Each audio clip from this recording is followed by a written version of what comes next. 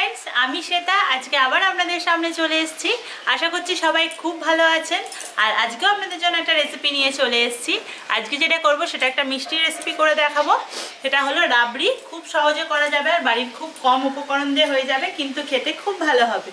और अवश्यई पुरो भिडियोटा देखबेन, जदि भालो लागे ताहले बाड़िते ट्राई करबेन और जदि आपनादेर खेये भालो लागे ताहले अवश्यई किन्तु चैनेलके सबस्क्राइब करते भुलबेन ना। किभाबे करछि पुरो रेसिपिटा देखबेन। आसुन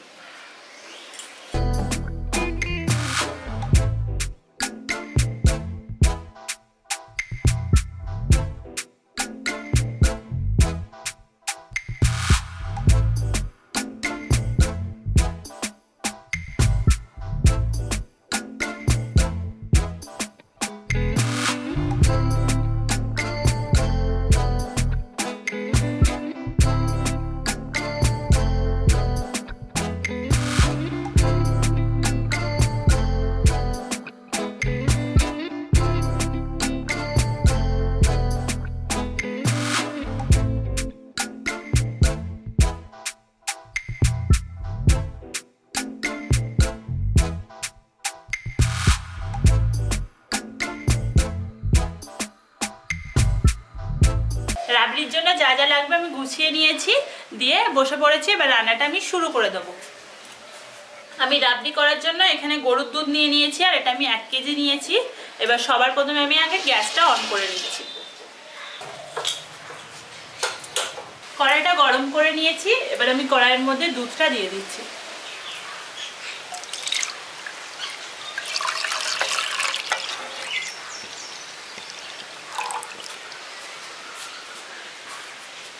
दूधटा दिए दिएছি। এবার দুধটা প্রথমে ভালো করে ফুটিয়ে নিচ্ছি। এবার দুধটাকে অনবরত জাল দিতে হবে।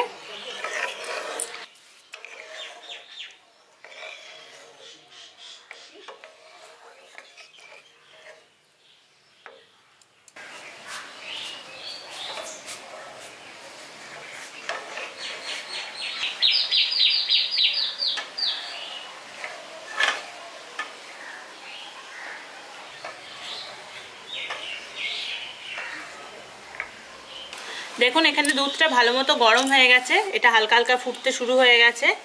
এবার এটা যখনই ফুটবে এটাকে কন্টিনিউ নেড়ে যাবেন আর সাইডে যে সরগুলো বা মালাইগুলো পড়বে এটাকে হালকা হালকা করে এরকম দুধের সঙ্গে মিশিয়ে দেবেন। দিয়ে যে যতটা দুধ নিয়েছেন এটাকে কন্টিনিউ নেড়ে নেড়ে এর 4 ভাগের 1 ভাগ করে দিতে হবে।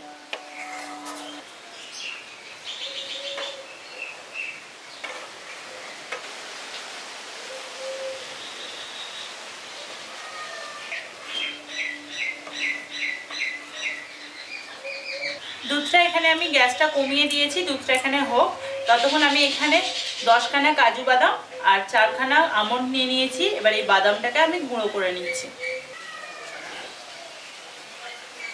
এখানে আমি বাদামগুলো দেখুন গুঁড়ো করে নিয়েছি আর খুব মিহি করে গুঁড়াইনি, একটু বড় বড় করেই গুঁড়িয়েছি। দেখুন দুধটা এটা জাল দিচ্ছি আর দেখুন উপরে দেখুন সরটা কেমন ভাবে এটা ভেসে যাচ্ছে। সাইডগুলো এই তলাটা ভালো করে নাড়বেন যাতে তলাটা ধরে না যায়। দুধটা এখানে মোটামুটি আমি 5-7 মিনিট খুব ভালো করে জাল দিয়ে নিয়েছি। এবার এর মধ্যে আমি কেশর দিয়ে দিচ্ছি যাতে কালারটা দুধের ভালো আসে। কেশরটা দিয়ে ভালো করে মিশিয়ে দিচ্ছি। দেখুন এখানে দুধটা কিন্তু আগের থেকে অনেকটা ঘন হয়ে গেছে, দেখেই বোঝা যাচ্ছে। এখানে আমি মিল্ক পাউডার নিয়ে নিয়েছি। এটা এবার আমি দিয়ে দিচ্ছি 2 চামচ।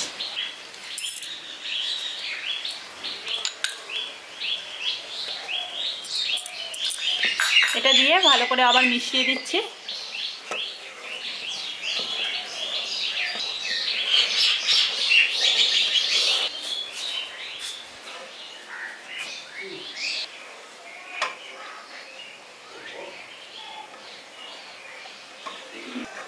দেখুন কেশর দেওয়ার জন্য দুধের কালারটাও চেঞ্জ হয়ে গেছে। এবার যে বাদামগুলো আমি গুঁড়িয়ে নিলাম এবার এই গুঁড়োনো বাদামটা দিয়ে দিচ্ছি।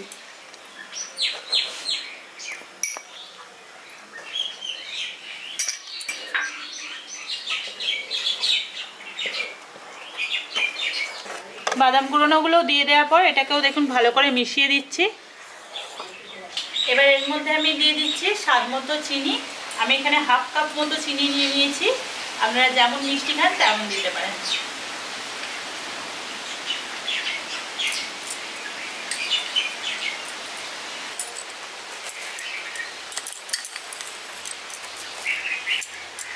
চিনিটা দিয়ে ভালো করে মিশিয়ে নিচ্ছি। দেখুন এখানে দুধটা আমি যতটা নিয়েছিলাম তার কিন্তু হাফ হয়ে গেছে দুধটা।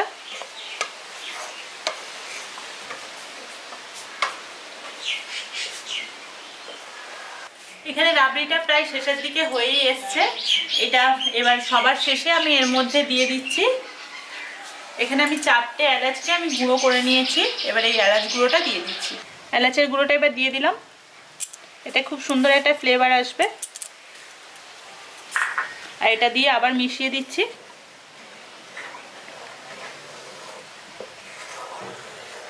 দেখুন এখানে দুধটা দেখুন অনেক গাঢ় হয়ে গেছে, এখানে রাবড়িটা প্রায় হয়ে এসছে। এটা যতটা নামাবো এটা ঠান্ডা হয়ে গেলে আরো জমে যাবে এটা। আমি রাবড়িটাকে আর 2 মিনিট মতো ফুটিয়ে নিচ্ছি। 2 মিনিট মতো ফুটিয়ে আমি গ্যাসটাকে তারপর অফ করে দেবো।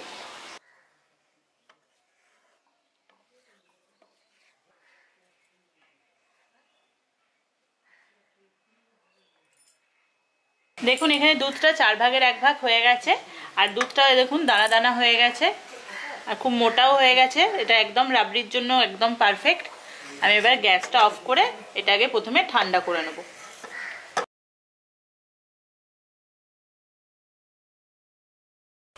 আমি রাবড়িটা এখানে একটা পাত্রের মধ্যে ঢেলে নিয়েছি। এবার এর ওপর দিয়ে আমি কিছু কাজু বাদাম আর কিশমিশ নিয়ে নিয়েছি, এটা ছড়িয়ে দিচ্ছি যাতে দেখতে ভালো লাগে।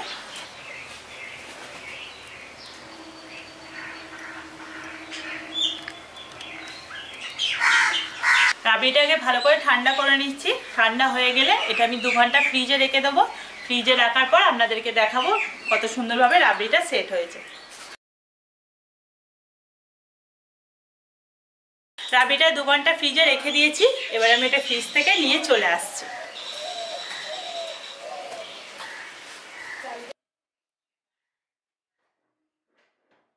রাবড়িটা নিয়ে বের করে নিয়ে রেখে দিয়েছি। এবার আমি একটা কাঁচের বাটি নিয়ে নিয়েছি, এটা আপনাদের ঢেলে দেখাচ্ছি রাবড়িটা কতটা সেট হয়েছে। দেখুন এটা একদম বসে গেছে।